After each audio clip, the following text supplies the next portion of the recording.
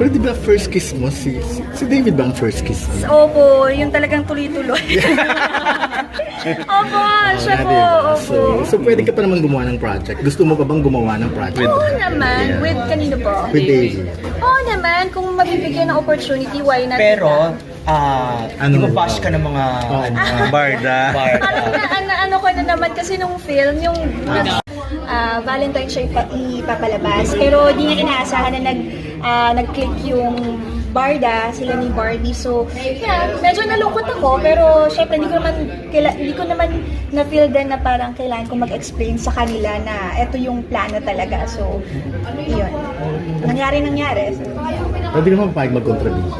Or third party na lang sige. sa kanila, hindi ko alam. Baka umiyak ako.